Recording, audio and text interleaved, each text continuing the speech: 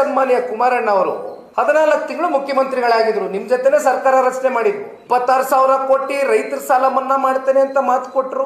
26,000 ಕೋಟಿ ರೈತರ ಸಾಲ ಮನ್ನಾ ಮಾಡಿ ತೋರಿಸಿದ್ರು. ಏನ್ ಬೆಂಗಳೂರು ಕೊಟ್ಟಿರ್ತಕ್ಕಂಥ ಕೊಡುಗೆಗಳಾದ್ರು ಏನು?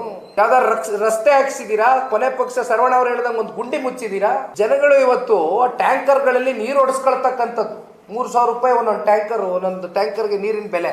ಆ ಪರಿಸ್ಥಿತಿಗೆ ಇವತ್ತು ನಮ್ಮ ನಗರವನ್ನ ದೂಡಿದಿರಿ. ಬೆಂಗಳೂರು ನಗರವನ್ನ ಸಿಂಗಾಪುರ ಮಾಡ್ತೀವಿ ಅಂತ ಹೇಳಿದ್ರಿ ಕಾಂಗ್ರೆಸ್ ಅವರು. ನಾವ್ ಯಾಕ್ರಿ ಬೆಂಗಳೂರನ್ನ ಸಿಂಗಾಪುರ ಮಾಡಬೇಕು?